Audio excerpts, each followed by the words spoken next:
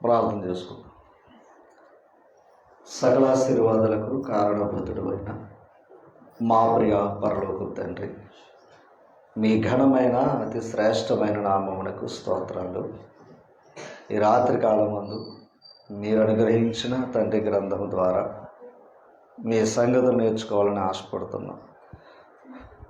గత దినాలుగా ప్రభు మీ సహకారం ద్వారా ఎన్నో విషయాలు మాకు నేర్పించారు. మరి ఈ రాత్రి కాలమందు న్యాయాధిపతుల గ్రంథంలో కొన్ని విషయాలు నేర్చుకోవాలని నాయన మీ సన్నిధిలో ప్రభు మీ వాక్యాన్ని బట్టి నాయన ధ్యానించాలని ఆశపడుతున్నాం. మీ సహకారం కోరుతున్నాం.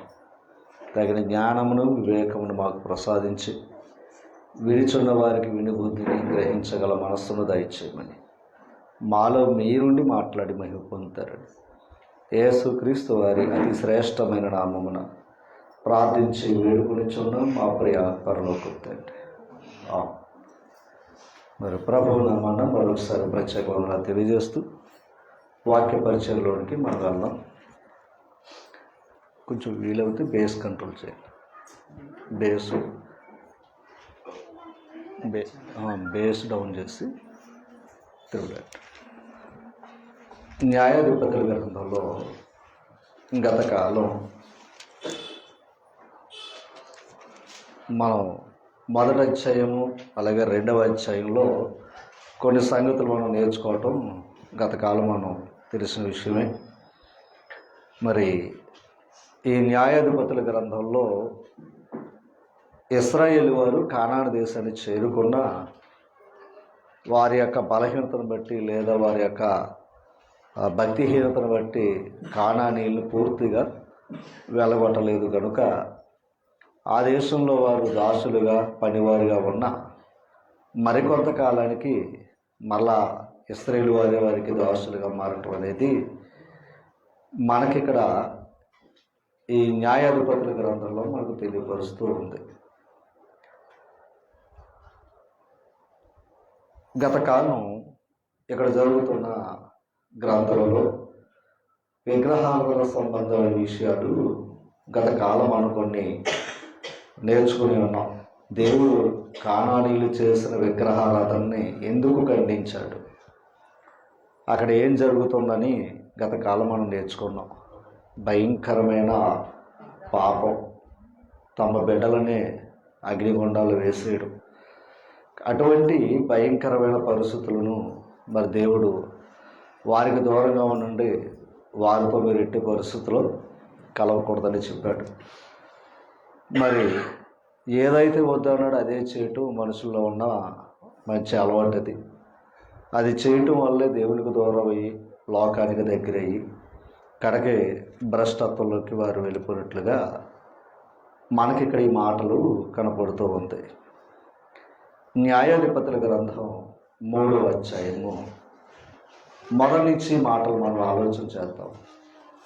చూడండి ఒకవేళది ఒకసారి అక్కడ అది ఆఫ్ చేస్తారా మైక్,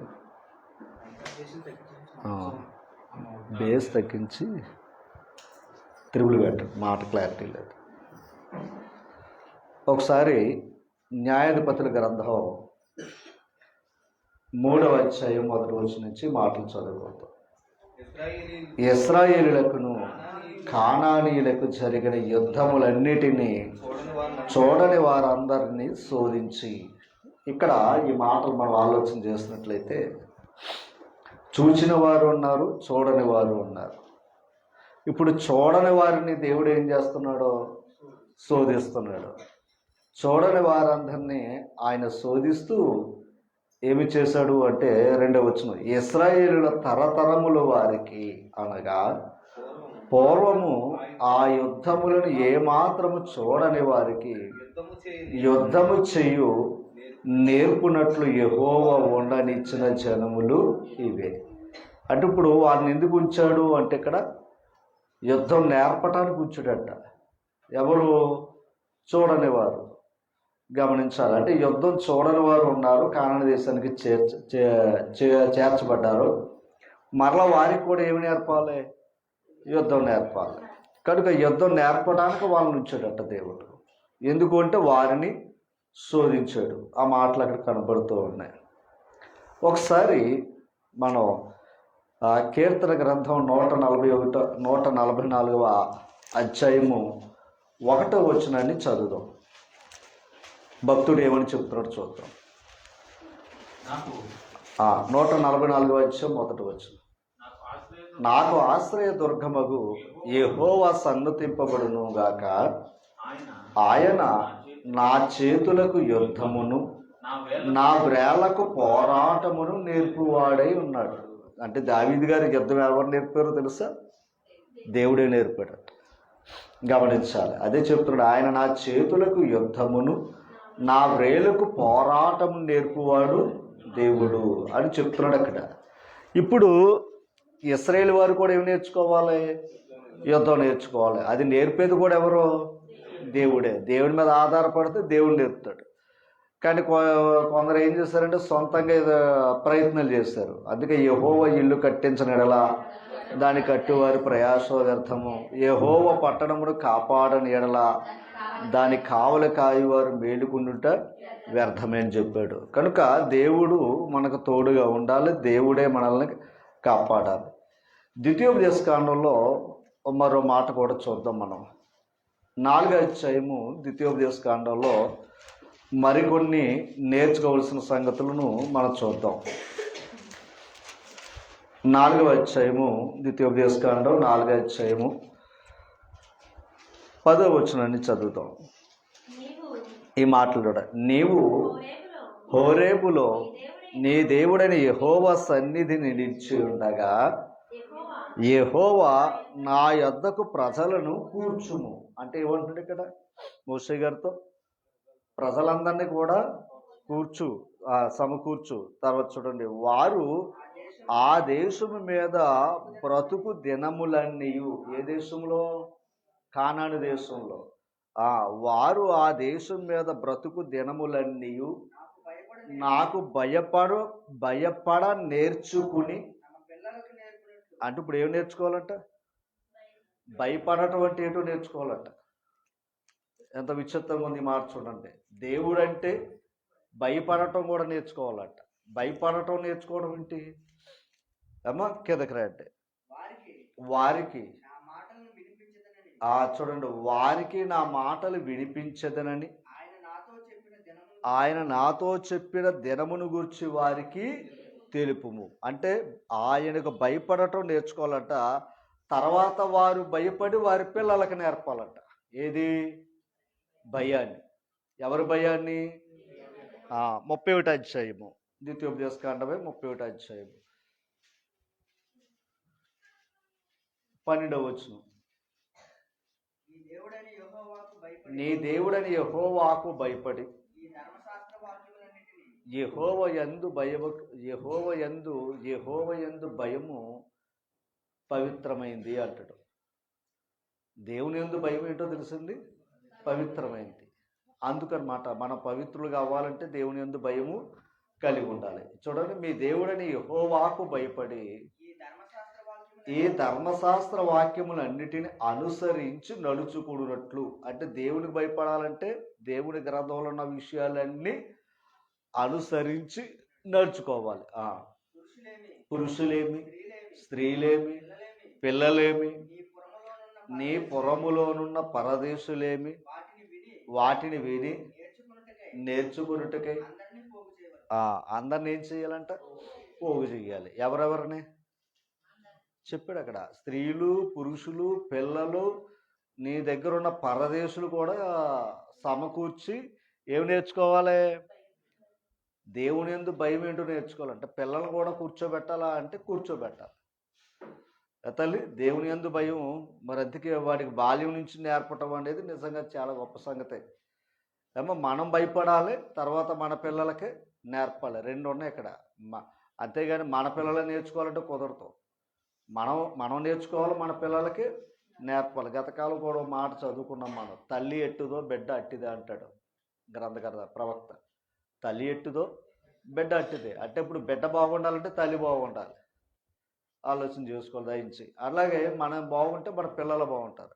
మన పిల్లలే బాగుండాలనుకున్నాం అనుకోండి, మనం నష్టపోయి అనుకోండి, వాళ్ళ జీవితాలు కూడా బాగోవు.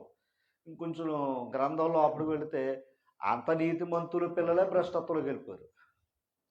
ఎంత నీతిమంతులు అంటే సమూయేలు ఎంత నీతిమంతుడు, బాల్యం నుంచి పెరిగిన దేవుని సన్నిధిలో పెరిగిన వ్యక్తి తన పిల్లలే భ్రష్టత్వంలోకి వెళ్ళిపోరు. ఇంక మన కుటుంబాలు, మన పిల్లలు ఏంటో ఒకసారి పరిశీలన చేసుకోవాలి. అమ్మా అంటే ఆ పాఠం మనకి ఏంటంటే మనం ఎంత జాగ్రత్తగా ఉండాలి. అందుకే దీని పేతురు పత్రికలో అంటాడు, నీతిమంతుడే రక్షింపబడుట దుర్లభమైతే భక్తిహీనుడు పాపి ఎక్కడ నిలుచును. అర్థమైందండి. మన నీతిమంతుల పరలోకి వెళ్ళడం కష్టమైతే ఇంక సామాన్యులు ఇంకెలాగ వెళతారో. అందుకే నీతిమంతుడిగా కష్టమైనప్పుడు ఇంకెంత జాగ్రత్త పడాలి. అది నీతిమంతుడైన ప్రవక్త సమూయేలే తమ పిల్లలు తప్పుదారిలోకి వెళితే గమనించాలి. మన జీవితాలు ఎంత అమ్మా కదా మనం గమనించుకోవాలి. లేదు అనుకుంటారు, అది వేరే. కిందకు ఒకసారి మాట చూడండి. ఆ మాట 13వ వచనం, అలాగు నేర్చుకుని ఎడల దాని నెరుగని వారి సంతతి వారు. మంచి మాట అది. అర్థమైంది. అలా నేర్చుకుంటే దాని ఎరుగని వారి సంతతి వారు దానిని విని మీరు స్వాధీనపరుచుకొనుటకు యొర్దానునున్న దాటబోచున్న దేశమున మీరు బ్రతుకు దినములన్నీయు మీ దేవుడని యెహోవాకు భయపడుట. అర్థమైంది. ఆ మంచి మాట చెప్పాడు అక్కడ. ఏంటి? అలాగూ నేర్చుకుని ఉంటే దాని ఎరగని వారి సంతతి వారు, దాని ఎరగని వారి సంతతి వారు అంటే ముందు పెద్దలు నేర్చుకుంటే గమనించాలి. పెద్దలు పిల్లలు నేర్పితే మరి పిల్లల తర్వాత ఇంకో తరం ఉంది కదా. అది ఎందుకంటే ఇప్పుడు నా తరం ఉంది, నా పిల్లల దాకా చూసాను, ఇప్పుడు నేను నేర్చుకుని నా పిల్లలకు నేర్పుతున్నాను. ఇప్పుడు ఎరుగని తరం ఒకటి వస్తుంది కదా, మళ్ళీ పిల్లలు మనవల తరం. ఇప్పుడు ఆ తరం మనం నేర్చుకుంటే, మన పిల్లలు నేర్చుకుంటే ఆ తరం కూడా దేవునికి భయపడుతుంది అంట. చూసుకోండి ఆ మాట, మరల మనసు పెట్టండి. అలాగూ నేర్చుకుని ఎడల దాని ఎరుగని వారి సంతతి వారు దానిని విని మీరు స్వాధీనపరుచుకొనుటకు యొర్దానునున్న దాటబోచున్న దేశమున మీరు బ్రతుకు దినములన్నీయు మీ దేవుడని యెహోవాకు భయపడుట. ఎవరిది? వచ్చే తరం. ముందేమో 12వ వచనమేమో మన గురించి చెప్పాడు, మన పిల్లలు మన పరదేశులకి నేర్పండి అన్నాడు. ఆ తర్వాత వచ్చే తరం చూసారా, మనం చూడని తరం చూసారా. ఇప్పుడు వాళ్ళ కూడా దేవుని యందు భయభక్తులు కలిగి ఉండాలంటే ముందు మనం డిసైడ్ అయి ఉండాలి. అమ్మా ఆ 12, 13 వచనాలు ఇవి. న్యాయాధిపతుల గ్రంథం దగ్గర రండి, 2వ అధ్యాయం తీసారా, 10వ వచనం చదవండి. ఇందాక మీరు ద్వితీయోపదేశకాండం 31వ అధ్యాయం 12, 13 వచనాలు దేవుడు చెప్పిన మాటలు అది అలా ఉంచి, ఇప్పుడు న్యాయాధిపతుల గ్రంథం 2వ అధ్యాయం 10వ వచనం మీరే చదవండి. ఇది చూడండి. ఆ తరము వారందరూ తమ పితరుల యొద్దకు అంటే చనిపోయారు. యెహోషువ కాలంలో ఉన్న తరం అందరూ ఏమైపోయారు? చనిపోయారు. ఇప్పుడు చదవండి. ఇది చూడండి. వారి తర్వాత యెహోవానైనను ఆయన ఇశ్రాయేలు కొరకు చేసిన కార్యములైనను ఎరుగని తరం ఒకటి పుట్టగా. మీకు అర్థమైందా? ఎరుగని తరం ఒకటి పుట్టింది. ఎందుకు పుట్టింది? వీళ్ళ నేర్చుకోలేదు, వీళ్ళ భయపడలేదు, వారి పిల్లల దగ్గరికి వెళ్ళలేదు. అన్నాడు కదా, ఓరు బాబు నువ్వు నీ పిల్లలందరూ కూర్చోబెట్టి యెహోవా భయం నువ్వు నేర్చుకో అన్నాడు కదా. ఇప్పుడు అక్కడ అలా ఉంటే ఎరగడ తరం కూడా దేవునికి భయపడుతుందని చెప్పాడు. చూడండి ఎంతవరకు ఇచ్చాడో. ఇప్పుడు విచిత్రం ఏంటంటే యెహోషువ కాలంలో ఆ పితరుల కాలం చనిపోయారు. తర్వాత కాలానికి వచ్చేట ఆయనకి దేవుడంటే తెలియని జనాంగం పుట్టారట. అంటే ఎందుకు పుట్టారు అమ్మా? ఇప్పుడు ఒక మాట్లాడుతాం. ఇప్పుడు వాస్తవంగా లోకంలో సంఘాల మధ్య వ్యత్యాసాలు ఉన్నాయి, దేవుని మధ్య వ్యత్యాసాలు ఉన్నాయి. లోకంలో బోధ దేవుడు ఎవరో చెప్పుకుంటున్నాం, సంఘం ఏంటో చెప్పుకుంటున్నాం. ఈ రెండు అవసరం. అర్థమైందండి? దేవుడు ఎవరో తెలియాలి, సంఘం ఎవరో తెలియాలి. ఎందుకో తెలుసా? అద్వితీయ సత్య దేవుడవైన నీవును నా నిన్నును నీవు పంపిన యేసుక్రీస్తుని ఎరుగుటయే నిత్యజీవం. మీకు అర్థమైందా? పరలోకం వెళ్ళాలంటే తండ్రి తెలియాలి, తండ్రి పంపిన కుమారుడు తెలియాలి. ఇప్పుడు తండ్రి ఎవరు? తండ్రి ఎవరు? దేవుడు. దేవుడు ఎవరు? తండ్రే. అటు వేసుకుని ఇటు వేసుకుని ఒకటే. కానీ ఇప్పుడు ఆ తండ్రి ఏమై ఉన్నాడు అంటే ఆత్మ. దేవుడు ఎవరయ్యా అంటే ఆత్మ. ఓకేనా? ఆ దేవుడు మనకి ఎవరయ్యా అంటే తండ్రి. దేవుడు ఎలాగుంటాడు అంటే ఆత్మ. దేవుడు నీకేమవుతాడు అంటే తండ్రి. అంతేనా? దీని గురించి పెద్ద ఏవి మనం ఆలోచించక్కర్లా. ఇప్పుడు ఈ దేవుడి గురించి చెప్పడానికి వచ్చిన వాడే యేసుప్రభు. తండ్రి ఆత్మ గనుక. ఓకేనా? రైట్. అంటే దేవుడు ఎవరో తెలుసుకోరు మనకి. ఇప్పుడు కుమారుణ్ణి కూడా ఏం చెయ్యాలి? ఆయన పంపిన కుమారుణ్ణి కూడా ఏం చేయాలి? విశ్వసించాలి. అంటే ఈ యేసుప్రభుని విశ్వసించడం అంటే బయట ఉండి ఆయన గొప్పోడంటే కాదండి. ఆయన నామాన్ని ఒప్పుకొని బాప్తిసం తీసుకోవాలి. అర్థమైందా మీకు? అది ఆయన ఇప్పుడు సంఘంలోకి రావాలి.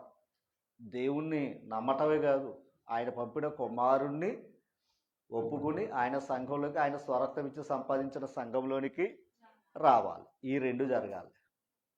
ఈ రెండు జరిగితేనే పరలోకం. దేవుడు ఎవరో తెలిసి తన కుమారుడి దగ్గర రాలేదనుకోండి, పరలోకం వెళ్ళాం. అర్థమైందమ్మా? ఎందుకంటే యేసు ప్రభు నా ద్వారా తప్ప ఎవడను తండ్రి వద్దకు. అది నువ్వు కుమారుడి దగ్గర రావాలి, అప్పుడు తండ్రి దగ్గరికి చేరగలుగుతావు. ఎంత ఉందో కలెక్షన్. రైట్. ఇప్పుడు లోకంలో కూడా ఈ బేసజాలాలు ఉన్నాయి. ఏంటి? దేవుడు అంటే మా దేవుడు గొప్ప, మీ దేవుడు గొప్ప అని. కాననీళ్ళు అలాగే అనుకున్నారు.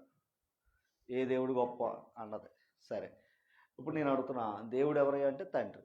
జాగ్రత్తగా అంటే ఇప్పుడు చాలామంది ఉన్నారు లోకంలో. ఇప్పుడు దేవుడు ఎవరో మనకు తెలిసింది, అంతే కదమ్మా? దేవుడు ఎవరో తెలిసింది. ఎక్కడ ఉంటాడు దేవుడు? పరలోకంలో ఉంటాడు. అంతేగాని ఎక్కడుండేవాడు కాదు. ఏమ్మ తల్లి? ఓకేనా? రైట్. అంటే దేవుడు ఎవరో తెలుసుకున్నాం, అది గొప్ప భాగ్యం. రైట్. రెండవది సంఘం ఏంటో తెలియాలి. ఎందుకంటే అసత్యం సాతాను ఏం చేసింది? అసత్య సంఘాలను ఏం చేసింది? కట్టేసింది.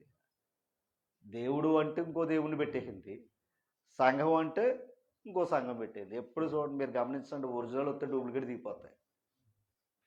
ఇంకా చెప్పాలంటే ఒరిజినల్ కంటే డూప్లికేటే బాగుంటుంది లోకానికి. అమ్మా కనుక ఎప్పుడు ఇది జరుగుతుంది. కనుక మనం గమనించాలి, దేవుడు ఎవరో తెలియాలి, సంఘం ఎవరో తెలియాలి. ఎందుకంటే ఇది మన తరాన్ని తెలిసింది. అందుకు చెప్తుంటా, దేవుని కృప వల్ల ఇది మనకై తరాన్ని తెలిసింది. ముందున్న తరాన్ని తెలియలేదు. రైట్. ఇప్పుడు తరం ఇది మనం ఇప్పుడు ద్వితీయోపదేశకాండంలో ఉన్న మాటలు మనం జ్ఞాపకం చేసుకుంటే, భవిష్యత్తు తరాలకు కూడా వెళ్ళాలంటే మనం ఏం చెయ్యాలి? నేర్చుకోవాలి. ఏది? ఆయన వాక్యం ద్వారానే భయం. అమ్మా ఇప్పుడు మనం నేర్చుకుంటే మన పిల్లల దగ్గరికి వెళ్తుంది. ఇప్పుడు మన పిల్లల తర్వాత కూడా గమనించాలి. ఏది? మనవలో మనవరాల దగ్గరికి వెళ్ళాలంటే ముందు మనమే ఉండాలట ఫస్ట్. అర్థమైందా తల్లి? ఎంత కలెక్షన్ ఉంది. ఇప్పుడు ఆల్రెడీ ఎవరు పుట్టారు ఇక్కడ? దేవుడు ఎవరో తెలియని తరం పుట్టేసింది. ఎందుకు పుట్టిందంటే చెప్పలేదు అలా. ఇంకా విచిత్రం ఏంటంటే, ద్వితీయోపదేశకాండం 6వ అధ్యాయంలోకి వెళితే, వాడిని కూర్చున్నప్పుడు, నుంచున్నప్పుడు, మాట్లాడుతున్నప్పుడు, ఆడు తింటున్నప్పుడు ఎప్పుడు పడితే ఆడు చెప్పారా అన్నాడు. అంత చెప్తేనే ఎక్కలేదు వాళ్ళకి. అమ్మా ధర్మశాస్త్రం ఏంటో తెలుసు వాళ్ళకి? కంఠస్థం చేస్తారు. అమ్మా ధర్మశాస్త్రం ఏంటో తెలుసండి వాళ్ళు? కంఠస్థం. చూపిస్తాను చూడండి, ద్వితీయోపదేశకాండం 31వ అధ్యాయం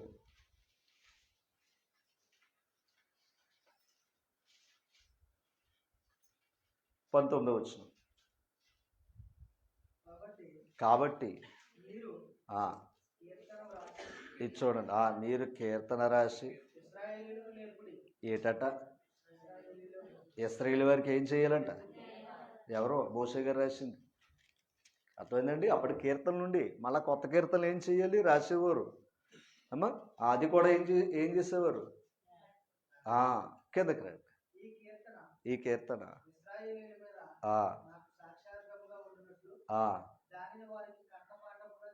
ఏడో చెప్పండి. అది కంఠస్థ వాక్యాలు అంటాం కదా.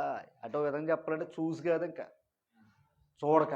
అంటే ఇప్పుడు ఆ కీర్తన కూడా దేవుని గురించే వాక్యాన్ని బట్టి.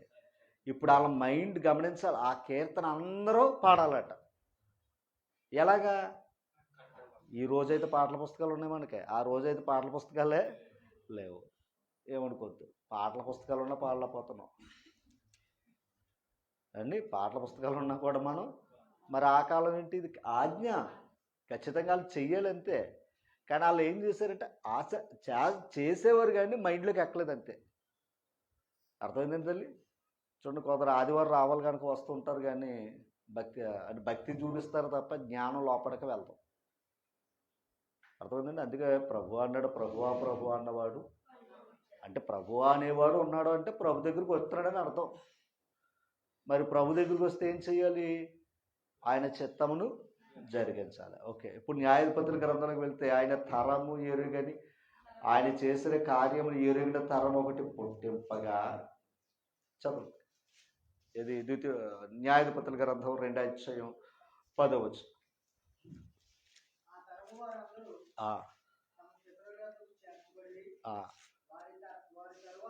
వారి తర్వాత ఇచ్చాడు.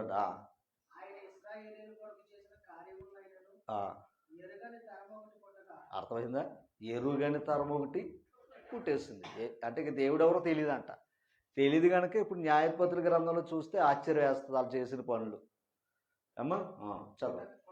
పుట్టగా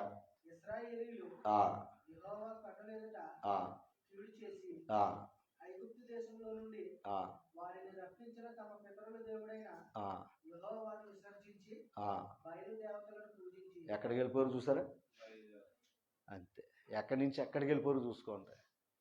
దేవుని యొక్క ప్రయాస ఏమైంది, దేవుని యొక్క ఆలోచనలు ఏమైనా వీళ్ళకి. అందుకండి ఎక్కించాలి, మనం ఏదో విధంగా ఎక్కించాలి, బుర్రలోకి ఏదో విధంగా ఈ మాటలు ఎక్కిస్తూనే ఉండాలి. చూడండి, మాటలు అంటారు చూడండి, దాన్ని ఏమంటారో నూరు పోస్తారంటారు చూసారా? ఏది మాటలు, చెప్పుడు మాటలు ఏం చేస్తూ ఉంటుంది? అది బుర్రకి ఎక్కేంత వరకు ఏం చేస్తూ ఉంటుందంటే అలాగే ఎక్కించింది అపవాది అబమ్మకే.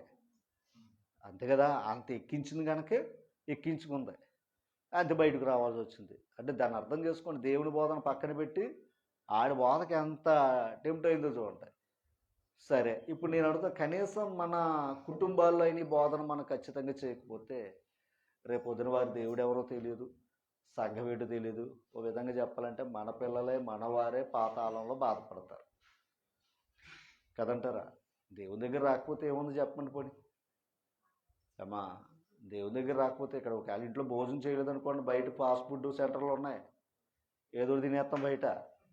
మరి దేవుని దగ్గర రాకపోతే, దేవుని మాట వినకపోతే అమ్మా, మళ్ళా చెప్తున్నా సుమ్మా, అవకాశం దేవుడు ఇచ్చినప్పుడు వినియోగించుకోలేదా రాదంటే. మొన్న మంచి పాఠాలు చెప్పుకున్నాం అమ్మా.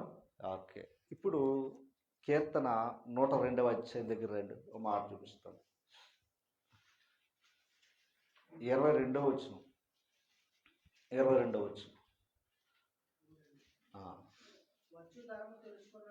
ఇది వచ్చు తరము తెలుసుకున్నట్లుగా ఏది గ్రంథం. ఎంతగా దేవుడి గ్రంథాన్ని ఎందుకు ఇచ్చాడు? నిజంగా ఇప్పుడు మన తరంలో తెలుసుకున్నామంటే ఇది రాయబడింది కాబట్టి తెలుసుకున్నాం. ఇది రాయబడి లేకపోతే తెలియదు తల్లి. ఇప్పుడు రేపు పొద్దున్న మన బిడ్డలకి ఆస్తి ఇవ్వాలి అంటే మనం లేకపోయినా రాసిస్తే ఆ రాతే వాళ్ళ దగ్గరికి వెళ్తుందా, రైట్ ఇది మా నాన్న ఇచ్చాడు లేదా మా తాత ఇచ్చాడు అని అంటాడు. అక్కడ ఏది ఉంటే వ్రాత, మాట కంటే వ్రాత అవసరం. ఇప్పుడు దేవుడు కూడా ఏం చేశాడంటే మాట చెప్పాడు కానీ దాన్ని నమ్మలేదు కనుక వ్రాత రూపంగా ఇచ్చాడు ఆయన. మనం కూడా వ్రాతే కదా నమ్ముతాం, మాట మీద నమ్మం కదా తల్లి. చూడండి మాట చూడండి, అక్కడ ఇది వ్రాయబడవలను, అర్థం చేసి సృజింపబడబోవు జనము. అందుకు అంటే పుట్టబోయేవారు ఆ ప్రజలు దేవుని ఏం చేయాలంట? దేని బట్టి? రాయబడిన దాన్ని బట్టి. అర్థమైంది? ఇప్పుడు ఇది ఎందుకు ఉంది? దేవుని యొక్క కార్యాలు తెలియజేస్తుంది. అందుకే ఎందాక చెప్పాడు, ఒరే బాబు, దేవుని యొక్క ఈ వాక్యాలు మీరు తెలుసుకుని మీరు మీ పిల్లలు మీ భార్య అందరు కలిసి మాటలు నేర్చుకోండి, ఆ తర్వాత వచ్చే తరం వారు కూడా వీటిని అనుసరిస్తారు అన్నాడు. అలా ఆయన అన్నాడు. న్యాయాధిపతుల గ్రంథంలోకి వెళ్తే ఏమైంది? దానికి వ్యతిరేకం. ఆనాడు పండు తినొద్దంటే తిన్నది. ఈరోజు కూడా అందరూ నాకు లోబడి ఉండరా అంటే అందరూ ఆయన విడిచిపెట్టి వెళ్ళిపోయారు. అది మరి ఇలాంటి మానవ జాతికి ఇంక దేవుడు ఎలాగర్థం అవుతాడు తల్లి? రైట్. న్యాయాధిపతుల గ్రంథం. ఇప్పుడు ఆ మాట చదువుకున్నాం మనం. ఏది? యుద్ధము చెయ్యు నేర్పేది కూడా ఎవరని చెప్పాడు? దావీదు. దేవుడే. ఇప్పుడు మనం ఏమి నేర్చుకోవాలి? దేవుని వాక్యాన్ని నేర్చుకోవాలి. ఇవి నేర్చుకునేది ఎందుకంటే ఆయనకంటే ఆయన యందు ఎలా భయపడాలో నేర్చుకోవాలి. ఓకేనా? రైట్. కీర్తన గ్రంథం 78వ కీర్తన. 78వ కీర్తన.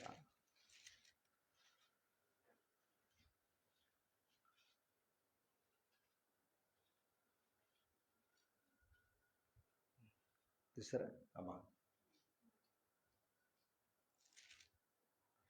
ఒక మాట చూద్దాం ఇక్కడ.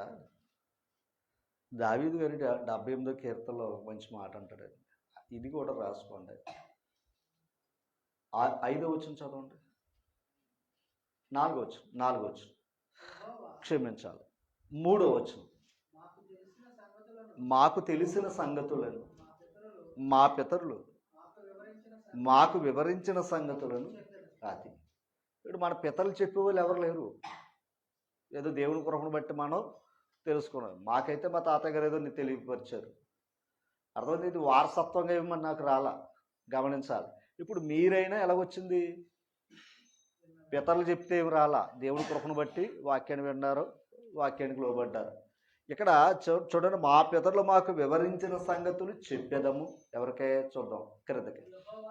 యెహోవా స్తోత్రార్హ క్రియలను, ఆయన బలమును, ఆయన చేసిన ఆశ్చర్య కార్యములను దాచకుండా వాటిని దాచకుండా ఎవరు చెప్పాలంట? మనం ఏం చేస్తామంటే దాచకుండా కూడా చెప్తాం. ఆలోచించాలి. దాచకుండా మనం చెప్తాం ఎవరికి? మన పిల్లలకి. ఏది? ఇంకో కథలు ఏమిటి. కానీ వారు ఏమన్నారు తెలుసా? దేవుడు చేసిన ప్రతి కార్యాలు కూడా దాచకుండా పిల్లలకి ఏం చేస్తున్నారట? చెప్పారట. చూడండి మాట. వాటిని చూడండి, వాటిని వారి పిల్లలకు మేము చెప్పేదము. తర్వాత రాగాల తరములలో పొట్టబోవు పిల్లలు. మళ్ళీ మీకు అర్థమైందండి? అంటే ఇంకా తర్వాత జనరేషన్. సరేనా? ఎప్పుడు గుర్తుపెట్టుకోండి తల్లి, భక్తి అంటే నువ్వు వచ్చి వెళ్ళిపోవటం వల్ల ఆ దేవుడికి ఉపయోగం లేదు. నువ్వు ఒక విత్తనమయ్యి, నువ్వు ఒక వృక్షమయ్యి, నీవు ఒక ఫలాలు ఇస్తే మంచి చెట్టు అంటారు. మంచి ఫలాలు ఇచ్చేవంటాడు ఆయన. లేదండి నేను ఫలాలు ఇవ్వను, నాకు నేను ఇంతే అని అనుకున్నావు అనుకో, దానివల్ల ఉపయోగం ఏమీ లేదు. ఎందుకంటే మీలో ఒకడు 1000 మందిని తరుగుతాడు అన్నట్టు. అమ్మ ఒక మాట చెప్పాలంటే, యోనా వెనకాల ఎంతమంది ఉన్నారు చెప్పండి అమ్మ? ఒక యోనా ఉన్నాడు కదా. యోనాకు ఒక పని అప్పగించాడు కదా దేవుడు. ఆ యోనా గారు పని అప్పగించినప్పుడు ఆయన ఏం చేశాడు? నేను వెళ్ళని దావుకున్నాడు. ఈయనకున్న సొంత తెలివితేటలు ఏవో ఉపయోగించి దావుకున్నాడు. ఎందుకంటే యోనా వెనకాల ఎంతమంది ఉన్నారో తెలుసండి? 120,000 కంటే ఎక్కువై కుడి ఎడమలు ఎరగని జనమును. ఎంతమంది ఉన్నారంట? ఒక్క యోనా బోధ వల్ల 120,000 మంది పైగా. అంటే ఒక్క యోనా వెళితే 120,000 మంది పైగా బ్రతికారంట. అర్థమైంది తల్లి? గమనించండి దయించి. అందుకని మనం ఒక్కరి వల్ల అయితే దేవుడు ఏరుకోలేదండి. ఇప్పుడు అబ్రహాంని ఎందుకు ఊరుకున్నాడు?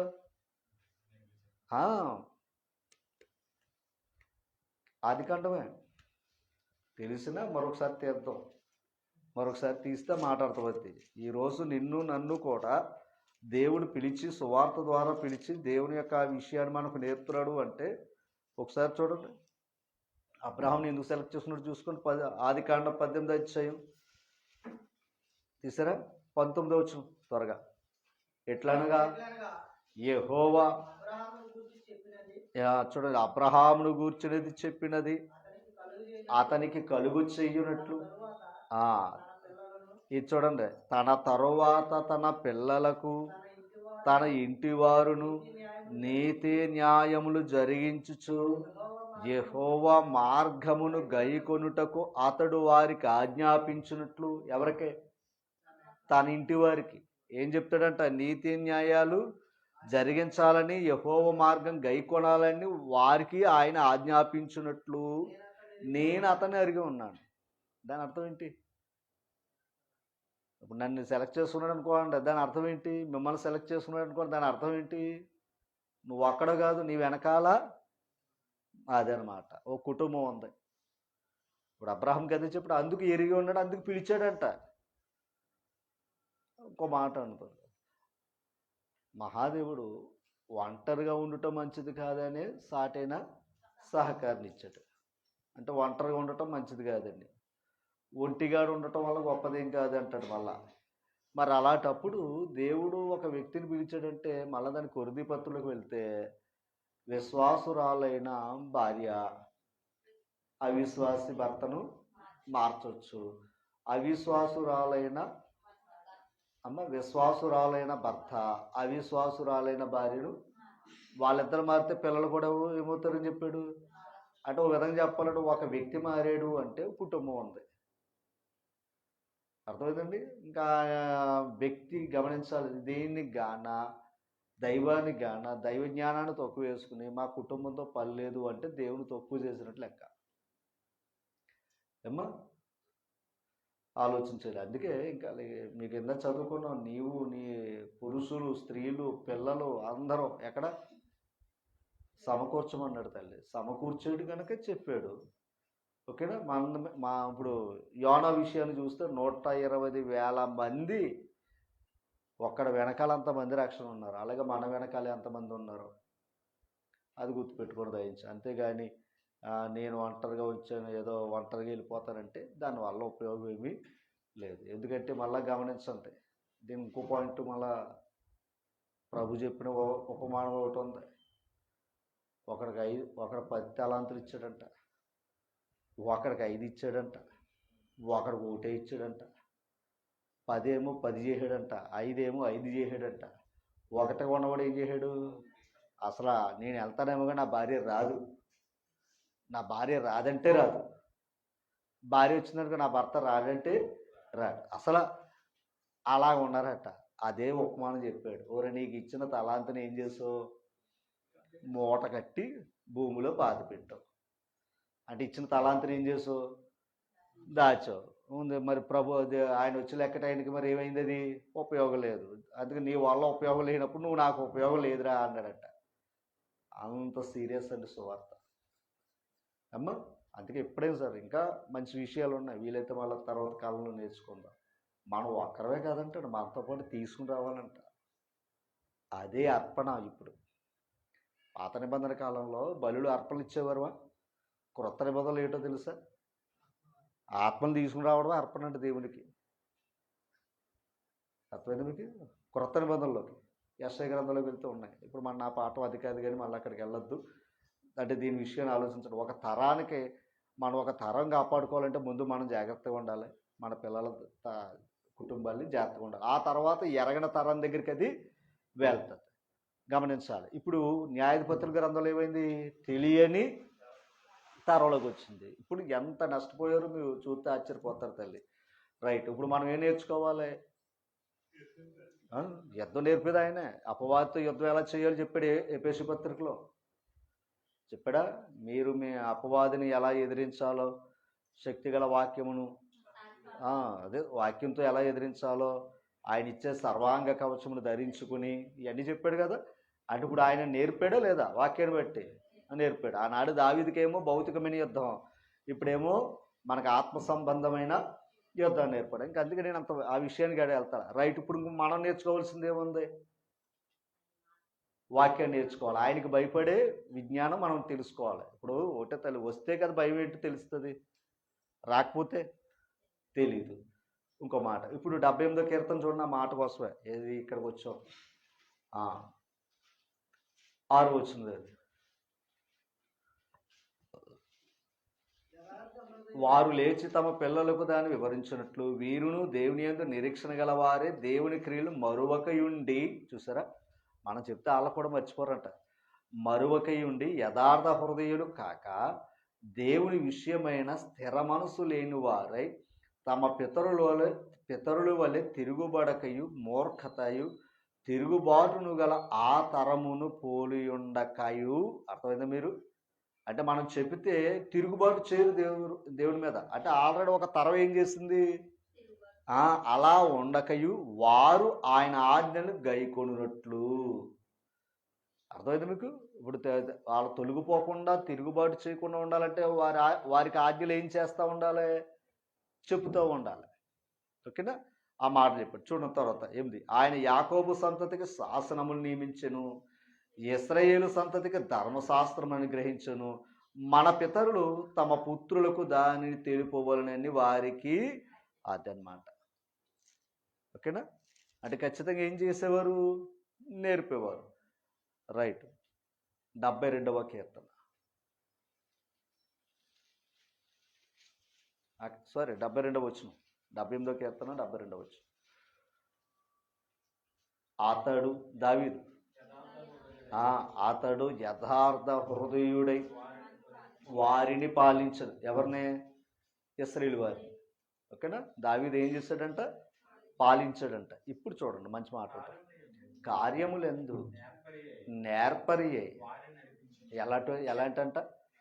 టాలెంట్ అనమాట. ఎలా పడితే అలా నడిపించేయకూడదు. మళ్ళా కార్యముల మందు ఏమై ఉండాలి? నేర్పరితనం ఉండాలి. ఎక్కడ ఎలా ఉండాలో అలా ఉండాలి. ఓకేనా తల్లి? ఇది కూడా మనం నేర్చుకోవాలి. బలహీనుల దగ్గర బలమైన మాటలు చెప్పినా కూడా అర్థం కాదు. ఓకేనా? అందుకే కార్యములందు నేర్పరి వారిని నడిపించును. 1 కొరింథీ పత్రిక 3:10 చదవండి. 1 కొరింథీ పత్రిక 3:10 పౌలు గారు మాట్లాడుతున్నారు. చూడండి. దేవుడు నాకు అనుగ్రహించిన కృప చొప్పున. ఇప్పుడు చెప్పండి, పౌలు గారిలో కూడా ఏముంది? నేర్పరితనం ఉంది. నేర్పరి, అది నేర్పరి అయిన శిల్పకారుని వలె. ఇప్పుడు చెప్పండి, ఏ వేసాడంట? ఏంట పునాది? సంఘాలు కట్టడం. ఎలా అంటే దాని అర్థం ఏంటంటే ఎక్కడ ఎలా కట్టాలని తెలుసు అంట. అర్థం మీకు? ఎక్కడ ఎలా కట్టాలో అది తెలియాలి. టాలెంట్ అది. అంతేగాని మనం చూడండి కాదన్న అక్కడ చేసిన పని అవుతాం. పౌలు గారిలో ఉన్న సువార్థికులకు లేదా సేవకులకు ఒక పౌలు గారు ఒక మంచి మాదిరి. అర్థమైందా తల్లి? సమస్య ఉన్నప్పుడు కొద్ది దాక్కున్నాడు ఆయన.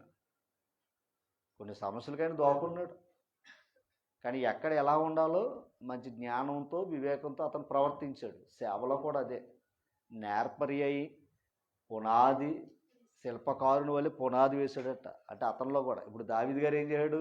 కార్యములు యందు నేర్పరితనం ఉన్నాడు. ప్రజలను ఎలా నడిపించాలో, దేవుని ప్రజలను ఎలా నడిపించాలో, రాజ్యాన్ని ఎలా పరిపాలించాలో అతనికి ఆ టాలెంట్ ఉంది. ఇప్పుడు పౌలు గారు కూడా దేవుని ప్రజలైన సంఘాన్ని ఎలా నడిపించాలో, సంఘాన్ని ఎలా కట్టాలో ఆ టాలెంట్ ఉందట. ఓకేనా తల్లి? చాలామంది అండి ఇప్పటికీ కూడా, అది ఎవరో కించపరచాలి కానీ తాతలు ఇచ్చిన పరిచయం కూడా ఇప్పటికి కూడా అంటే వృద్ధులకు లేదు. మళ్ళీ చర్చ్ బిల్డింగ్లు ఉంటాయి. మళ్ళీ చెప్పాలంటే ఆ సంఘంలో జాబ్ వాలర్సే ఉంటారు మళ్ళా. కానీ దేవుని పని ఎలా చేయాలో తెలియదు. అర్థమైందండి? అంటే దాని అర్థం ఏంటంటే పని చేయటం తెలిసే తప్ప ఎలా చెయ్యాలో తెలియదు మళ్ళా. అది టాలెంట్ అనమాట. ఆ టాలెంట్ అందుకే తన పనిలో నైపుణ్యత కలవాడిని చూచితే వాడు రాజుల దగ్గర పని చేస్తున్నారు. ఆ టాలెంట్ సంపాదించాలి. ఎక్కడ ఏది చెయ్యాలో అది చెయ్యాలి, ఎక్కడ ఏం చేయకూడదో అది చేయకూడదు. ఓకేనా? అది నేర్చుకోవాలి అమ్మా. రైట్, ఇది గుర్తుపెట్టుకోండి. ఇప్పుడు పౌలు గారు చెప్పిన మాట కూడా మీకు అర్థమైందా? రైట్, యోహాను సువార్తలకు వెళ్దాం. 6వ అధ్యాయం 45వ వచనం. 6వ అధ్యాయం 45వ వచనం. చూడండి. వారందరూ దేవుని చేత బోధింపబడుదురు అని ప్రవక్తల లేఖనములో రాయబడి ఉన్నది. చూడండి, గనుక ఇప్పుడు చెప్పాలి, తండ్రి వలన విని నేర్చుకున్న ప్రతివాడు. ఇది కలెక్షన్ అన్నమాట. ఇప్పుడు పాత నిబంధన అంతా ఎవరి కోసం చెప్తుంది? యేసుప్రభు గురించి చెప్తుంది. పాత నిబంధన అంతా మీరు గమనిస్తే యేసుప్రభు గురించే చెప్తుంది. ఓకేనా? క్రొత్త నిబంధన అంతా ఎవరి కోసం చెప్తుంది? తండ్రి కోసం చెప్తుంది. అంటే సంఘంలోకి వచ్చినప్పుడు పరలోకం ఎలాగ వెళ్ళాలని, లోకంలో ఉన్నవాడు ప్రభు దగ్గరికి ఎలా రావాలని పాత నిబంధనే సాక్ష్యం అది. అందుకే ప్రవక్తలందరూ కూడా ఎవరి గురించి చెప్పారు? యేసు ప్రభు గురించి చెప్పారు. ఎందుకంటే మధ్యవర్తి ఈయన కాకుండా డైరెక్ట్ కలెక్షన్ ఇవ్వాలంటే పని అవదు. అందుకు మధ్యవర్తి ఈయన. అందుకే వాళ్ళందరూ కూడా ఎక్కడి వరకు తీసుకుని వచ్చారంటే ప్రభు దగ్గర ప్రత్యక్ష గుడారం ఎవరు? ప్రభుకు సాదృశ్యమే. ఓకేనా? రైట్. ఇప్పుడు చూడండి, అంటే లేఖనాల్లో ఉన్న ప్రతి విషయాన్ని నేర్చుకున్న ప్రతివాడు ఎక్కడికి వస్తాడని చెప్పాడు? నా దగ్గరకు వస్తాడు అన్నాడు. మళ్ళీ చదువుకున్నాం, ఆ మాట అవసరం. వారందరూ ఎవరో వినేవారు. ఇప్పుడు ఎంత నుంచి చెప్పుకుంటున్నాం కదా, మనం వినాలి, వింటే మన తరం లేదా తర్వాత తరం అయినా వస్తారని చెప్పుకుంటున్నాం కదమ్మా. అలాగా చదవండి.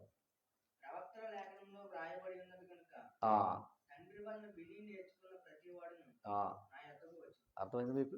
నేర్చుకున్న ప్రతివాడు ఎక్కడికి వస్తాడు? ప్రభు దగ్గరికి వస్తాడు. ఓకే, ప్రభు దగ్గరికి వచ్చిన వాడు పరలోకం తండ్రి దగ్గర తీసుకుని వెళ్ళగలడు. అర్థమైంది? నా ద్వారా తప్ప ఎవడను తండ్రి వద్దకు. అది ముందు ఎవరి దగ్గర రావాలి? అదనమాట. అంటే ప్రవక్తలు అందరూ చెప్పేది ఎవరి కోసం అంటే క్రీస్తు గురించి. వాళ్ళందరూ క్రీస్తు గురించి చెప్పారు, క్రీస్తు ఏమో తండ్రి గురించి చెప్పాడు. కలెక్షన్ అది. ఓకేనా? రైట్. ఇప్పుడు 8వ అధ్యాయం దగ్గరికి వెళ్దాం. 27వ వచనం చదువుదాం.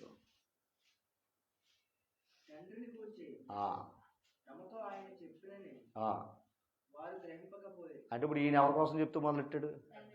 సింపుల్. పాత నిబంధన ఇదే పెట్టుకోండి, మీరు కన్ఫ్యూజ్ అవ్వక్కర్లా. పాత నిబంధన అంతా ప్రభు కోసం చెప్పాడు, యేసు ప్రభు వచ్చి తండ్రి కోసం చెప్పాడు, అంతే. ఆ రెండు అర్థం చేసుకోవాలి. ఓకేనా అమ్మా? అప్పుడు చూడండి, యేసు ప్రభు ఎవరి కోసం చెప్పాడు? తండ్రి కోసం. కానీ వాళ్ళకి గ్రహించలేకపోయారు అండి. కావున యేసు మీరు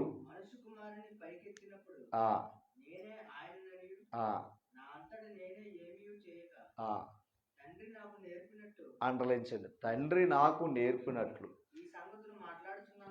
అర్థమైందా మీకు? తండ్రి నాకు నేర్పినట్టు ఈ సంగతులు మాట్లాడుచున్నానని మీరు. అంటే ఒక విధంగా చెప్పాలంటే యేసు ప్రభు కూడా ఏంటో చెప్పాలి. యేసు ప్రభు కూడా ఈ లోకానికి వచ్చేటప్పుడు ఏం చేసి వచ్చాడు? నేర్చుకుని వచ్చాడంట. అర్థమైందా మీకు? తండ్రి దగ్గర నేర్చుకున్న సంగతులే ఈ లోకానికి చెప్పాడు. మీకు అర్థమైందా? అంటే యేసు ప్రభు అంతటా ఆయనకే ట్రైనింగ్ తప్పలేదు. అర్థమైందా మీకు? ఆయన ట్రైనింగ్ ఎందుకయ్యా అంటే ఎక్కడ చెప్పడానికి, ఆయనకి ట్రైనింగ్ అక్కర్లా.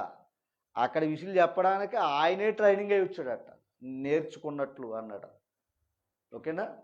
ఇప్పుడు గమనించండి, యేసు ప్రభు అంతటా ఆయనకే నేర్చుకున్నాడు అంటే మనం ఎంత నేర్చుకోవాలో తల్లి, మనం ఎంత నేర్చుకోవాలో. అందుకే గమనించండి, ఆదివారం ఉంది, మధ్యలో మంగళవారం, సరే బుధవారం ఉంది, గురువారం ఉంది, శుక్రవారం ఉంది. అందుకే ఎందుకు నేర్చుకుంటున్నాం?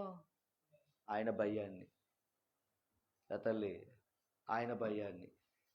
అందుకే ఇద్దరు చెప్తున్నాడు, ఏదో రకంగా దీన్ని దేవారాతులు ధ్యానించమన్నాడు. దేవారాతులు ఎవరు ఏం చేయరు, అంత అవకాశం లేదు, కూర్చోరు. కనీసం ఇలాంటిది ఒక గంట అయినా మనం ఛాన్స్ ఇస్తే ఏమైపోతుంది?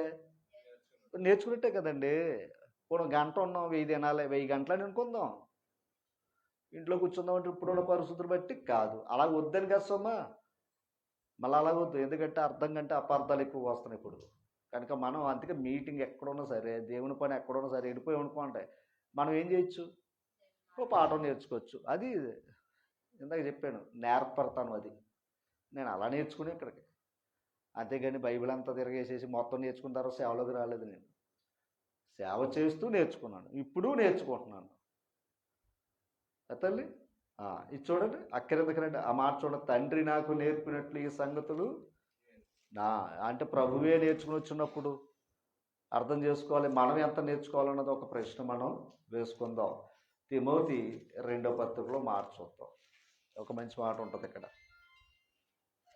తిమోతి 2వ పత్రిక 3వ అధ్యాయం 14వ వచనం చదువు. ఈ మాట చదువుకు మనం న్యాయాధిపతుల గ్రంథం దగ్గరికి వెళ్ళిపోతాం. తిమోతి 195 పేజీ అమ్మ, 195వ పేజీ. త్వరగా 10 నిమిషాలు త్వరగా. 14. క్రీస్తు యేసు నందుంచవలసిన విశ్వాసము ద్వారా, అంటే పౌలు తిమోతికి చెప్తున్న మాట చూడండి, మంచి మాట ఇది. ఆ క్రీస్తు యేసు నందుంచవలసిన విశ్వాసము ద్వారా రక్షణార్థమైన జ్ఞానము నీకు కలిగించుటకు, అర్థమైనప్పుడు ఆ రక్షణార్థమైన జ్ఞానము విశ్వాసం ఎక్కడుందో చెప్పండి. లేఖనాల్లో గుర్తుపెట్టుకోండి, పరిశుద్ధ లేఖనములను. అది తిమోతి గారు ఎప్పటి నుంచి నేర్చుకున్నాడో తెలుసా? బాల్యము నుంచి నీవెరుగుదువు గనుక. ఒకసారి ఇది చూడండి, నీవు నేర్చుకుని, అండర్లైన్ చేసుకోండి, నీవు నేర్చుకుని రూఢి అని తెలుసుకునినవి ఎవరి వలన నేర్చుకుంటావో ఆ సంగతిని తెలుసుకుని వాటి యందు నిలకడగా ఉండు అన్నాడు. ఇక్కడ 2 పాయింట్లు ఉన్నాయి. 2 సార్లు నేర్చుకోవటం ఉంది. బాల్యం నుంచి నేర్చుకున్నది రూఢిగా నేర్చుకోవటం ఏంటి? అర్థమైందన్నమాట. బాల్యంగా నేర్చుకున్నాడు ఈయన. రెండవది నేర్చుకున్నదాన్ని రూఢిగా నేర్చుకున్నాడట. ఏంటది? మంచి మాట అండి అది. ఒకసారి చూడండి, మళ్ళీ అక్కడికి వెళ్దాం. క్రీస్తు యేసునందు ఉంచవలసిన విశ్వాసము ద్వారా రక్షణార్థమైన జ్ఞానము నీకు కలిగించుటకు శక్తిగల పరిశుద్ధ లేఖనములను, అంటే ఎప్పటి నుంచి అమ్మ? బాల్యం నుంచి. బాల్యం నుంచి ఇంకెలా తెలుసు? ఎలా తెలుసు? అది ఎందుకంటే నీ తల్లి అయిన అవలోను, నీ తల్లి అయిన యునికైలోను అక్కడ ఉంటుంది. 4వ 5వ వచనంలో, 1వ అధ్యాయం 5వ వచనంలో. అంటే ఇది బాల్యం నుంచి నేర్చుకున్నట్టే ఎవరు నేర్పారు? తల్లి నేర్పింది, అవ్వ నేర్పింది. ఇప్పుడు చెప్పుకున్నది అదే. ఇప్పుడు ఎంత విచిత్రం అంటే అమ్మా, ఒక మాట, ఇప్పుడు ఆ తిమోతి గారి యొక్క అమ్మమ్మ నేర్పింది కనుక తల్లికి వచ్చింది, తల్లి నుంచి మనవడికి వచ్చింది. పాయింట్ అర్థం చేసుకో. ఇప్పుడు చెప్పుకున్న పాఠం అంతా ఒకసారి ఆలోచన చేయండి. ఇక్కడ ఏమైంది? అది నెరవేరిపోయింది, అంటే 3వ తరం కనపడ్డది. మరి ఇందాక ఏమైంది? న్యాయాధిపతుల గ్రంథంలో ఫెయిల్యూర్ అయిపోయింది. ఒక్క మాట, ఇంత కష్టపడి కట్టుకుంటున్నాం ఇల్లు, ఎంతమంది ఉంటారు? ఒక్కడే ఉంటావా కదా? ఒక్కడి కోసం కాదు కదా ఇల్లు చెప్పాలి. అలాగే దేవుని ఇల్లు కూడా ఎవరి కోసం? అది మీ కుటుంబాలన్నీ దేవుని కుటుంబంతో ఉండాలి, అంతే. మీ కుటుంబాలు దేవుని కుటుంబంతో ఉండాలి, అంతే. అందుకు ఇచ్చాడైనా అమ్మ. రైట్. ఇప్పుడు అడుగుతున్నాడు.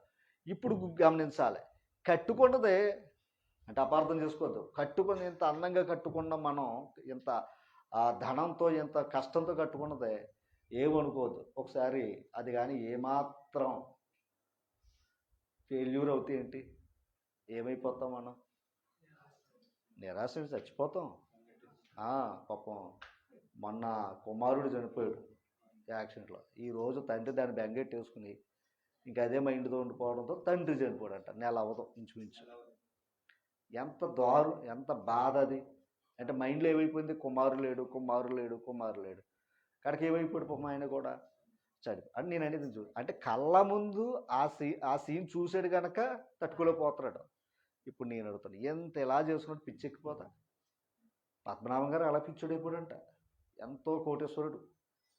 చివరికే ఆయన దగ్గర ఉన్న ఉంగరాలు కూడా తీసుకుని అమ్మేవారంట. కుటుంబాలే మోసం చేస్తారట. పిచ్చెక్కిసి కేకలేస్తాడంట ఆయన. జరిగిన సొమ్మ. అలాగే నేననేది ఏంటి, ఎంత అందంగా మనం కట్టుకున్నప్పుడు అందులో మనం, అందుకే ఎప్పుడు గుర్తుపెట్టుకుని బైబిల్ అంతా కూడా నేనును నా ఇంటివారు, దాన్ని ఎప్పుడు మీరు మిస్ అవ్వద్దు. నేనును నా ఇంటివారు, అది ఎప్పుడు అనాలమ్మా. అది అనుకోవడమే కాదు, దాన్ని ఆచరించాలి. ఓకేనా? కరుణ నుండి తప్పించుకోవడానికే నేను నా ఇంటివారు అన్నాం. దేని నుండి తప్పించుకోవడానికే? అంతే కదా, బయటికి వెళ్తే ఏమైపోతాం, ఒక్కడ వెళ్ళిందంటే మొత్తం అందరినీ చుట్టేద్దని, ఒరే ఎక్కడికి వెళ్ళొద్దురా బాబు ఇక్కడ కూర్చోరా అన్నాం. ఎవరిని?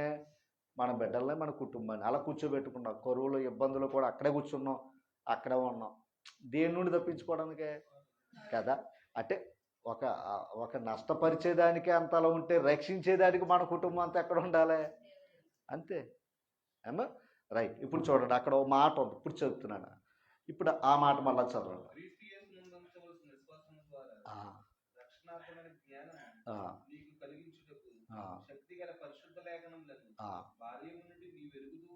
ఎక్కడి నుంచి ఆగనే, ఎక్కడి నుంచి ఇదంతా మనకు తెలిసిందే. బాల్యం నుంచి ఎలా తెలుసుకున్నాడంటే తల్లి అవ్వ నేర్చుకున్నాడు. పౌలు గారు దాన్ని చెప్పాడు. ఇక్కడ పాయింట్ ఉంది, చదవండి. నీవు నేర్చుకుని, ఇది చూడండి, బాల్యము నుండి నీవు ఎరుగుదువు గనుక నీవు నేర్చుకుని, గుర్తుపెట్టుకోండి, నీవు నేర్చుకుని. రూఢి అని అంటే దాన్ని నేర్చుకున్నది ఏమని? పక్క కరెక్ట్ అనమాట, ఖచ్చితం అనమాట. ఆ రూఢి అని తెలుసుకునివి అర్థం చేసుకో. ఇది రూఢి అని ఎవరి వలన తెలుసుకుంటివో, ఎవరి వలన నేర్చుకుంటివో అండర్లైన్ చేయండి. అతను నేర్చుకున్నదే అది కరెక్టు అని ఎవరి వల్ల నేర్చుకోవడం చెప్పాలి? పౌలు వల్ల. అర్థమైంది మీకు? పౌలు వల్ల అది కరెక్ట్ అని కరాఖండిగా ఒప్పుకున్నాడు అన్నమాట. అర్థమైందన్న. ఇప్పుడు బాల్యం నుంచి ఉన్న భక్తి ఎప్పటికి మనకు స్టాండర్డ్ అవుతుంది? అదనమాట. ఇప్పుడు పౌలు తిమోతిని దేవుని పనులకు ఎందుకు తీసుకుని వచ్చాడు? అదనమాట. ఇప్పుడు పౌలు గారు ఏం చేయడు? అదే చూస్తూ ఉన్నాడు ఇతను. ఒరే నువ్వు బాల్యం నుంచి నేర్చుకున్న సంగతులు రూఢి అని తెలుసు కదా నీకు, ఎవరి వల్ల నేర్చుకున్నావు? అదనమాట. నీ తల్లి మర్చిపోద్ది అన్నాడు. ఇప్పుడు నువ్వు దాన్ని పక్కాగా ఇది కరెక్ట్ అని తెలుసుకుని చూసావా, అది మరలో అనుకోవద్దు. క్రీస్తు సంఘం అంటే బోర్డు తెలిసింది తప్ప ఇతర సంఘాల కంటే ఇది ఏదో అనుకున్నాను. కానీ నాకు క్రీస్తు సంఘం యొక్క గొప్పతనం చెప్పింది దేందేల్ బిషప్ గారు. అది జ్ఞాపకం చేసుకుంటూ ఉండాలి మనసులో. అదే చెప్తున్నాడు అక్కడ పౌలు గారు. నువ్వు ఎవరి వల్ల నేర్చుకున్నావు? పేరెట్లేదు కానీ ఆయన కోసమే చెప్పాడు ఆయన. అర్థమైందా? ఓ మాట చెప్తున్నాను, దెయ్యం చెప్పిందిరానా, పుతోను పట్టిన దెయ్యం చెప్పింది. వీరు సర్వోన్నతుని దేవుని మార్గము ప్రచురించువారు, దేవుని దాసులు, రక్షణ మార్గం ప్రచురించువారని దెయ్యం చెప్పింది. అర్థమైందా తల్లి? దేవుని పని అంటే దైవ సేవకులు అంటే అంత మించిన గొప్పతనం ఈ జగత్తులు ఇంకోటి లేదు.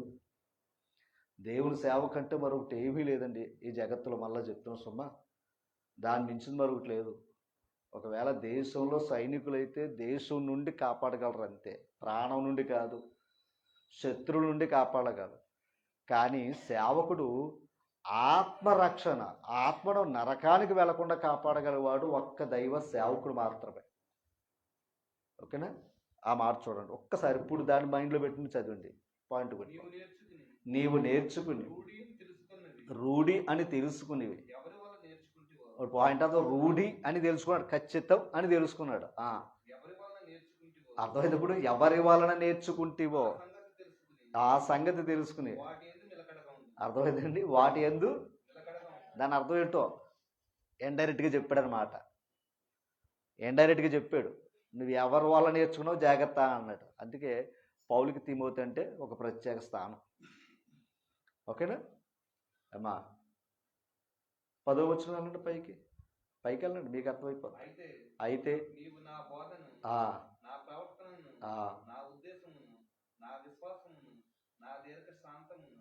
నా ప్రేమను, నా ఓర్పును అంతియోకియ, ఇకోనియ, లుస్త్ర పట్టణములలో నాకు కలిగినట్టి హింసలను, ఉపద్రవములను తెలుసుకున్నవాడవై నన్ను వెంబడించు. అర్థమైందా? ఎంత అది ఖచ్చితమంటే వెంబడిస్తాడో, అమ్మమ్మని వదిలేసి. అర్థమైంది మీకు? అది గొప్పతనం నాన్న. క్రీస్తు సంఘం అని తెలిసిందా ప్రాణం పెట్టాలి. సంఘాన్ని వదిలేయడం కాదు సుమా, సంఘం కొరకు ప్రాణం పెట్టాలి. అది ఆ ప్రాణం పెట్టినోడు ప్రాణం కాపాడుకుంటాడట, ప్రభు చెప్పిందే అమ్మా. అందుకే ఇంకో మాట చెప్తున్నాను, ఇందా చెప్పినట్టు ఇశ్రాయేలు వారు తొలగిపోయారు. ఎందుకు తొలగిపోయారంటే ట్రైనింగ్ లేక అమ్మా. ఇప్పుడు రోమపత్రిక అని, న్యాయపత్రిక గ్రంథం అని, మరో చోట మరో గ్రంథం అని ఎందుకు చెప్తున్నావు? మాట్లాడితే ఫేస్బుక్ ఎందుకు? అందరు చూస్తారు అనుకుంటున్నారా? ముఖ్యంగా సంఘంలో ఉన్న వాళ్ళు ఎవరు చూడరు. పక్కగా చెప్తాను నేను. ఎందుకంటే ఒకరు లైక్ చేయరు, ఒకరు షేర్ చేయరు, కనీసం దాన్ని ఏమంటారు సబ్స్క్రైబ్ కూడా చేయరు. నేను అడగను, నాకు పని కాదు, నాకు సాక్షార్థమే. ఎందుకో తెలుసా, నా పిచ్చేటో తెలుసా, రాబోయే తరాల్లో నా పిల్లలని తెలుసుకుంటారేమో. అర్థమైందండి? అంతే కదండి మరి. రాబోయే తరాల్లో ఈ ప్రసంగం ఎలా చెప్పాడా, ఒకవేళ మా పిల్లలు ఉన్నారనుకోండి, ఒకవేళ దేవుని కృపను బట్టి అవి ఎక్కడ ఉన్నాయనుకోండి, మా తాత ఇలా చెప్పాడని పిల్లలు చెప్పుకుంటారేమో, మనం ఎలా చూడలేము ఇంకా. అది నా పిచ్చి. అర్థమైందండి? దాన్ని దాచి ఉంచడానికే దీనికి ఎంత సీరియస్గా తీసుకుంటున్నాను. ఇంకా దేవుని దేవ లేదో మీ దగ్గర ఉండి అంటున్నారు, సంతోషమే. అది ఇంకా పంచితే ఏమవుతుంది, అదే అన్నమాట. అది అర్థమవుతుందా అమ్మా? సరే, ఏదేమైనా దేవుని కృపను బట్టి న్యాయాధిపతుల గ్రంథాలకు వెళ్ళిపోతాం. ఇప్పుడు కూడా చేయమని కదా సుమా, మళ్ళీ ఈయన మొదలెట్టి మళ్ళీ మైకులు పెట్టి ఏమండి లైక్ చేయండి, షేర్ చేయండి, అదేంటి సబ్స్క్రైబ్ చేయండి అలా అంటూ ఉంటారు. అది మంచిదే, మంచి పని చేయడం, షేర్ చేయడం మంచిదే అమ్మా, నేను అది అంటలేదు. ఓకేనా? రైట్. న్యాయాధిపతుల గ్రంథం దగ్గర రండి.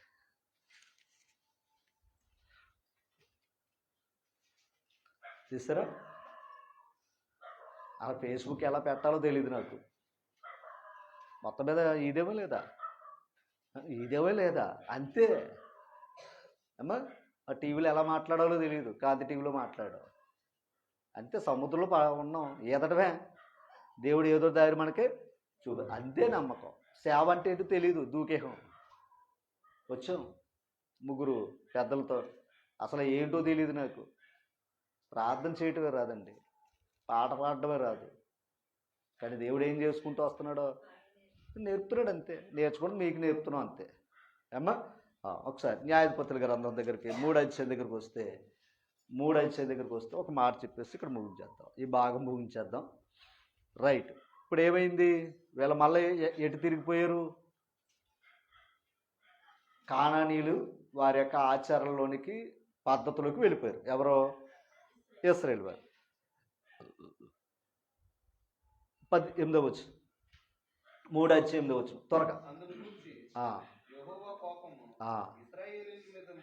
అర్థమైంది. ఇప్పుడు ఏమైంది, కోపం. ఎందుకంటే ఏం చేశారు, అదే చెప్తున్నాను, దేవుని కోపం వస్తే మనం తట్టుకోలేము తల్లి అమ్మా.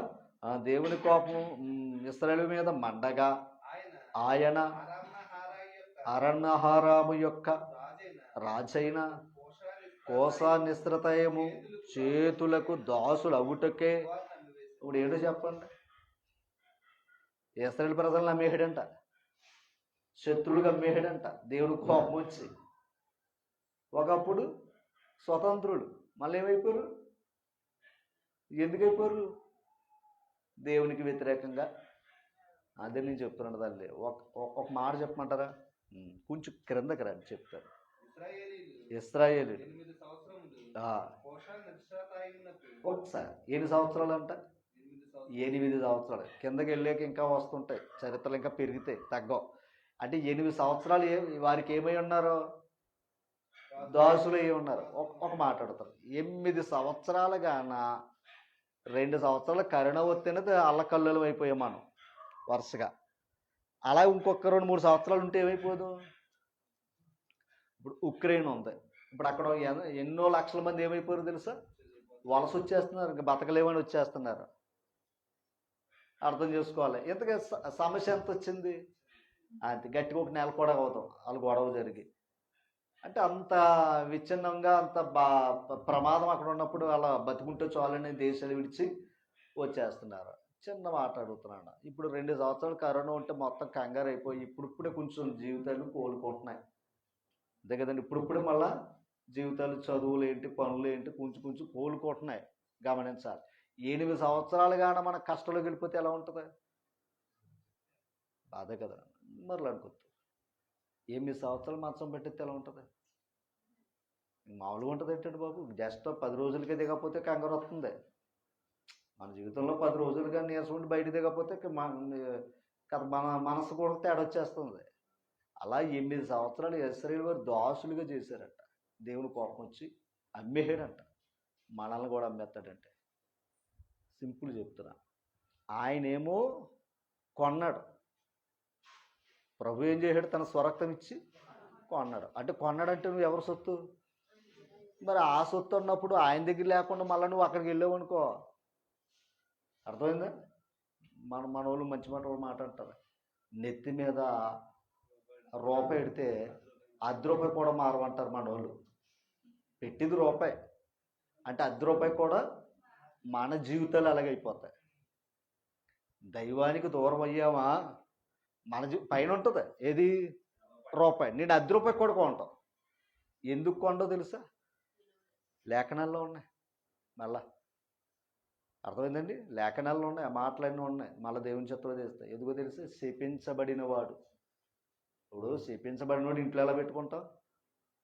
అమ్మా నిమ్మకాయలు దిష్టి తీసి అక్కడ ఇట్టారు, అక్కడేమో జత ₹10, ఇక్కడేమో ₹2 ఇచ్చేస్తాను అంటున్నాడు. కొంటావా? ఎందుకని? అది అలాగే నువ్వు దేవునికి అక్కర్లేదు అన్నప్పుడు గుర్తుపెట్టుకోండి, నువ్వు దేవునికి ఉపయోగపడినప్పుడు మాకెందుకురా బాబు అని మాకొద్దు అంటారు. అర్థమైందా తల్లి? కనుక ఎప్పుడు దేవుని దగ్గర ఉంటే గౌరవం, దేవుని దగ్గర ఉంటే నిజంగా చెప్తున్నా అంతా మేలే. దైవాన్ని విడిచిపెట్టామా, ఇదిగో 8 సంవత్సరాలు దేవుని కోపం. తర్వాత చదువు. ఇశ్రాయేలీయులు యెహోవా, అప్పుడు వచ్చింది ప్రార్థన. నిజం చెప్పండి, ప్రార్థన ఇప్పుడు చేస్తారు. అది అంతే కదా. అంటే బహుశా ప్రార్థన చేస్తలేదు, దేవుని దగ్గరికి వస్తలేదు అంటే ఆ దగ్గర రాలేదని అర్థం. అర్థం చేసుకోండి. మనుషులు ఆ కాలం ఉన్న మన పరిస్థితులు అయ్యే తల్లి, ఆ కాలంలో ఉన్న పనులేవి అంటే ఇప్పుడు ప్రార్థన చేసేంత వరకు దేవుడు ఉంటావు. నువ్వు ప్రార్థన చేయాలంటే నీకేం కావాలి? అది తట్టుకోలేంది రావాలి. తల్లి కిందకి చదవండి. ఇశ్రాయేలీయులు యెహోవాకు మొరపెట్టగా, యెహోవా, ఈ మాట చూడాలి, కాలేబు తమ్ముడైన కనాజీ యొక్క కుమారుడగు ఒత్నీయేలును రక్షకునిగా ఇశ్రాయేలు మీద కొరకు నియమించి వారిని రక్షించాను. సరిపెడతామండి మాట వాళ్ళకి. అమ్మా ఎవరితను? ఒత్నీయేలు. ఎవరి కుమారుడు? కాలేబు సహోదరుడు కుమారుడట. అంతేనండి. చూడండి, కాలేబు తమ్ముడైన. అర్థమైందా? ఇప్పుడు ఆ కాలేబు ఎవరు? కానాని దేశానికి చేరారు అనుకుంటాం కదా ఎక్కువసార్లు. కాలేబు, యెహోషువ, ఆ నీతిమంతుడైన కాలేబు. జాగ్రత్తగా, బహుశా అన్నగారి నీతిని బట్టి తమ్ముడు నడిచాడు కనుక కొడుకొచ్చింది ఆ డ్యూటీ. అమ్మా ఇప్పుడు చూసుకోండి, మనం ఇంత మాటలు చెప్తున్నాం, తిమోతి గొప్పడవడానికే అక్కడ కారణాలు ఇవి. ఓకేనా? ఈరోజు ఇశ్రాయేలు వారిని విడిపించటానికే ఒత్నీయేలు ఎవరయ్యా అంటే కాలేబు తమ్ముడు కొడుకు. ఎందుకు కాలేబు ఎవరు? లేను, అది అబద్ధం చెప్పిన వారిని పక్కన పెట్టి నిజం చెప్పి నిజం మీద ఆధారపడ్డాడు చూస్తారా, అతను తమ్ముడు కొడుకు. తల్లి అప్పుడు చూసుకోండి, మీరే మాటలు చూసుకోండి ఎంత ప్రాముఖ్యమైందో. అంటే మళ్ళీ ఇశ్రాయేలు ప్రజలను రక్షించడానికి ఎవరు అవసరం అయ్యారు? కాలేబు తమ్ముడు కొడుకు అవసరమైందనమాట. అలాగే ఈరోజు కూడా సంఘంలో ఉన్నాం అనుకోండి, మళ్ళీ చెప్తున్నాను, మళ్ళా అర్థం చేసి ఏదైనా సమస్య వచ్చిందనుకోండి, ఓ సోదరుడు ఉన్నాడు, ఒకవేళ ఆ సహోదరుడు ఏ సహాయం చేయగలడు. ఇప్పుడు వాళ్ళకి చేసిన సహాయం ఎవరి నుండి విడిపించడానికే? అయ్యో, శత్రువు నుండి విడిపించడానికే దేవుడు ఎవరిని పుట్టించాడు? ఒత్నీయేలు. అతడు మొదట న్యాయాధిపతి. అర్థమైందండి? ఇక్కడి నుంచి మనకి ఇలా ఎదురవుతూ ఉంటారు, మధ్యలో ఇలా దారి తప్పుతూ ఉంటారు. ఎవరో ఇశ్రాయేలు వారు దారి తప్పుతూ ఉంటారు, మళ్ళీ న్యాయాధిపతులు పుడతా ఉంటారు. అంటే దాని అర్థం ఏంటంటే ఒక్కొక్క కాలాన్ని ఒక్కొక్కడు పుట్టాడండి, ఒక్కొక్క కాలాన్ని ఒక్కొక్కడు పుట్టాడంట. దేవుడే వారిని పుట్టించాడంట. అర్థమైందండి? ఒక్కొక్క కాలానికి లోకమేమో ఇంకో మాట వాడింది, లోకమేమో ఇంకో మాట వాడింది. ఏది? ఆ పుట్టేవాడు. ఓకేనా? వెళ్ళిపోయి ఆ రక్షకులు పుట్టించింది. అలా ఈ కాలంలో దేవుని కృపను బట్టి సేవకులు పుట్టారు. రక్షకులు అంటే ఎవరండి? అది ఎక్కడి నుంచి విడిపించడానికే, అపవాది సంఖ్యల్లో ఉన్న వారిని విడిపించడానికి ఒక్కో సేవకుడు. అంటే అర్థం చేసుకోవాలి, దేవుడు ఇప్పుడు అవకాశం ఇచ్చాడు. అలా కొంతకాలం 8 సంవత్సరాల తర్వాత 40 సంవత్సరాలు కిందకెళ్ళి గోది ఉంటుంది అన్నమాట మొత్తం చరిత్ర చూస్తే. కనుక మనం కూడా కొంచెం అర్థం చేసుకోవాలి. న్యాయాధిపతుల మొదటి గ్రంథం 2వ అధ్యాయము 3వ అధ్యాయం దగ్గరికి వచ్చాం. అర్థమవుతున్నాయమ్మా? రైట్. ఎంతకేటయ్యా అంటే పితరులు చేసినట్టు భక్తి వీళ్ళ చేయక దేవుని పట్ల నిర్లక్ష్యం కలిగి ఉండటం వల్ల వీరు నష్టపోయారు. ఓకేనా తల్లి? మళ్ళీ దేవుడు ఏంటంటే ప్రేమమయుడు, కరుణమయుడు కదా. ఎప్పుడు ప్రేమమయుడు, ఎప్పుడు కరుణమయుడు తెలుసు? నువ్వు తిరగాలి. నువ్వు తిరిగిదాకా ఆయన తిరగడం. అర్థమైందండి? ఇది మాత్రం గుర్తుపెట్టుకోండి. దేవుడు తెలుసు కదా అనుకుని మనం ఎలా ఉండి ప్రార్థన చేస్తే కుదరదు. మనం దేవుని వైపు తిరగాలి. అప్పుడు దేవుడు మన వైపు తిరుగుతాడు. గుర్తుపెట్టుకోండి. ఆయన ప్రేమ ఉంది. ఇప్పుడు తప్పిపోయిన కుమారుడు ఏంటి? ఎర్రబాబు ఎక్కడ ఉన్నామని వెళ్ళదైనా ఆడే వచ్చాడు. అర్థమైందా మీకు? ఖచ్చితంగా మనం కూడా దేవునికి దూరం అయితే మనమే దేవుని దగ్గర రావాలి తల్లి. దేవుడు మాత్రం రాడు. అర్థమైందమ్మా? కానీ ఏంటంటే వాక్యాన్ని పంపుతున్నాడు నశించిన దాన్ని వెతికి రక్షించడానికి. అందుకే నా గొర్రెలు నా స్వరం వింటాయి అంతే. ఆ స్వరం వినలేదనుకోండి, ఆయన మాట వినలేదనుకోండి, ఆయన గొర్రెలు మాత్రం కాదు. కనుక అందుకే మనం వినడానికి ప్రాముఖ్యత ఇవ్వాలి, నేర్చుకోవాలి, మన వారికి చెప్పాలి, అనేకులను ప్రభులోనికి నడిపించాలి. న్యాయాధిపతుల గ్రంథంలో ఉన్న కొన్ని సంగతులు విన్న ఈ మాటలు దేవుడు మన హృదయాలు ఫలించాలని కోరుతూ మరి నా మాటలు ముగిస్తూ మనందరికీ కూడా నా హృదయపూర్వక వందనాలు. Thank you.